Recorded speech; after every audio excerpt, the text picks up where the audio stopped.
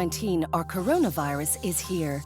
So it's important to have the correct information at hand, like knowing the symptoms: a high temperature, a cough, shortness of breath, or breathing difficulties. If you have symptoms, self-isolate to protect others and phone your GP. Visit hse.ie for updated factual information and advice, or give us a call. Protection from coronavirus. It's in our hands.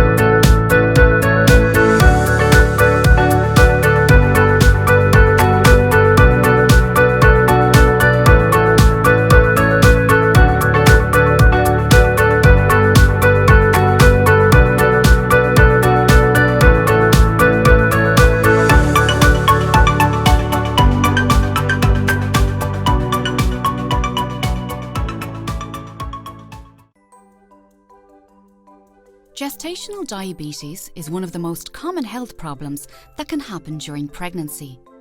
It affects as many as 12% of pregnancies in Ireland and can lead to serious problems for both mum and baby. Certain women are at higher risk of developing gestational diabetes. For example, if you are overweight, if you have a family member with diabetes, if you had gestational diabetes in a previous pregnancy, or depending on your ethnic background. If you are at risk, you will receive a blood test for gestational diabetes between 24 and 28 weeks of pregnancy. If you are diagnosed, there are day-to-day changes you can make to stay healthy.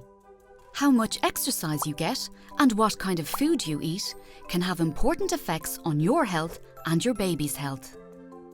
But what happens when you have gestational diabetes, and how can diet and exercise help? Food and drinks are broken down in your digestive system. The sugar they contain is absorbed into your bloodstream.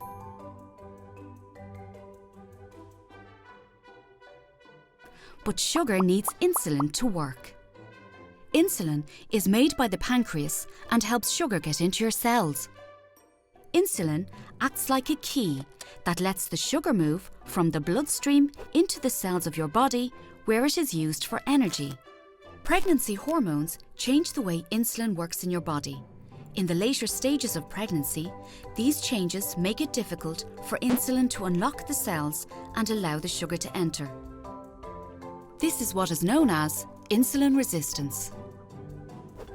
Some insulin resistance is normal in pregnancy, but this means that your pancreas needs to work extra hard to keep blood sugar levels in a healthy range. When you have gestational diabetes, your pancreas is not able to keep up. As a result, too much sugar is left in the blood. However, a carefully planned diet with high-fibre carbohydrates and no added sugar can make it easier for your body to manage the sugar in your blood. Exercise will also help keep blood sugar low, as it improves insulin's ability to unlock the cells and uses up sugar for energy. If blood sugar is controlled, your chances of a healthy pregnancy are the same as a non-diabetic mum. This makes diet and exercise powerful tools for a healthy pregnancy. However, if blood sugar is not well controlled, this can lead to problems in both mum and baby. In a study of 23,000 pregnant women around the world, researchers found a link between high blood sugar in mum and babies that had grown too big. Researchers also found a link between high blood sugar and preeclampsia, premature delivery, need for caesarean section, birth injury, and abnormal sugar control in baby. Diabetes during pregnancy can also put you and your baby at risk for problems later in life, including type 2 diabetes and heart disease. But there are actions you can take. Changes in diet and exercise, combined with close monitoring, can successfully manage blood sugar in 7 out of 10 pregnancies. So no better time to start than now. To learn more about Irish research on maternal and newborn health, you can visit the HRB Mother and Baby Clinical Trial Network's website.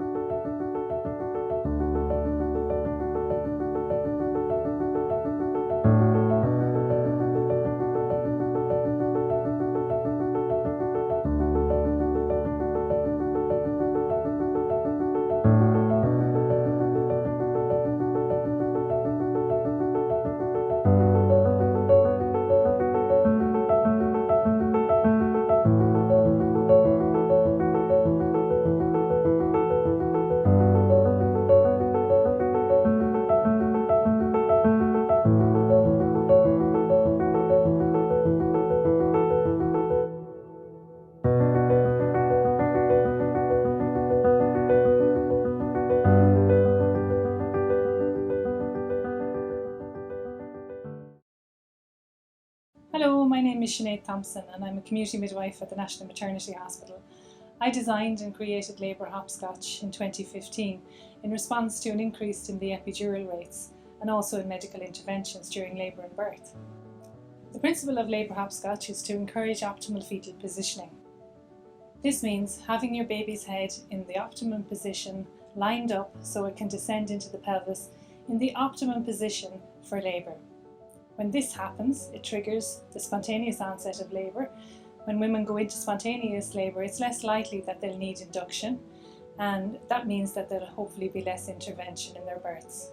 The labour hopscotch framework aims to support and promote natural and active labour. It is encouraged for all women, regardless of the care pathway that they choose for their birth, but encourages more natural methods of pain relief where possible, for as long as possible in labour. Using the idea of the game hopscotch we all played years ago, each of the steps can be undertaken to remain active during labour. The process can start at home, beginning at the bottom of the hopscotch board when you're more active and mobile.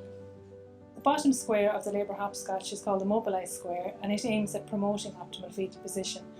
There are 4 activities associated with this step, and it's important that these 4 positions are practiced throughout the antenatal period in preparation for your labour.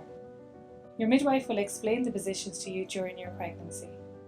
Our research findings, which we published in 2019 in our research study, showed that women who practiced labour hopscotch had reduced epidural rates, reduced the caesarean section rates, increased spontaneous onset of labour and vaginal deliveries, and most of all, there was an increase in birth satisfaction rates. Having a positive birthing experience makes a smoother transition to parenthood.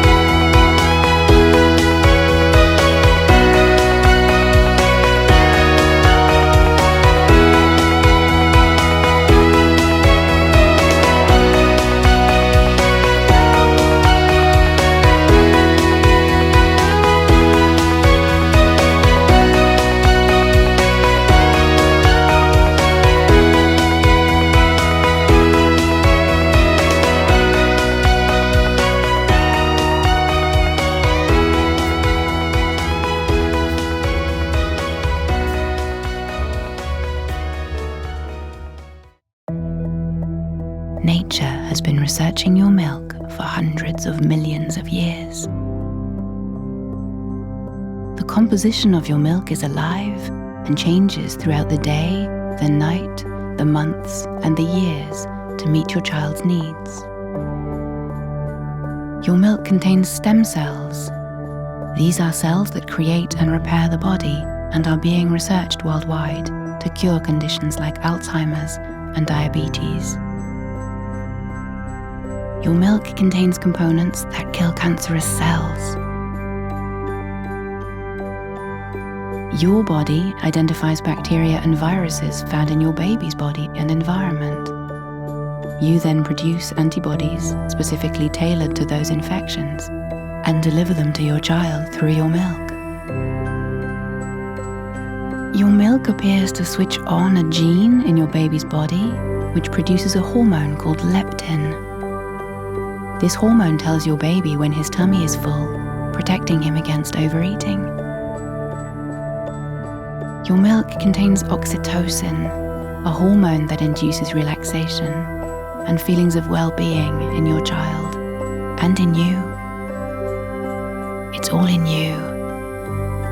Human milk, tailor-made for tiny humans. Changing your newborn's nappy is one of those things you'll be doing 7 or 8 times a day, so it's best to be organised from the start. Make sure you have everything you need ready and close to hand. Place your baby on a clean, soft, flat surface. Open the nappy and wipe away excess stools from the genital area with the corner of the nappy. Hold your baby by the ankles and lift up their bottom. Use soft cotton balls or a wet cloth to clean your baby. Clean around the umbilical cord area. For a girl, be sure to wipe from front to back. This will help minimise the spread of an infection. Swap a clean nappy for the dirty one. Use the tabs to see which way goes up.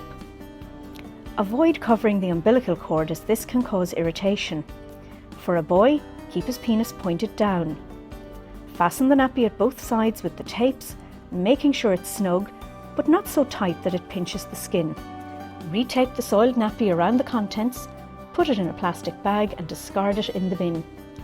Dress your baby and wash your hands thoroughly. Babies wet their nappies several times a day.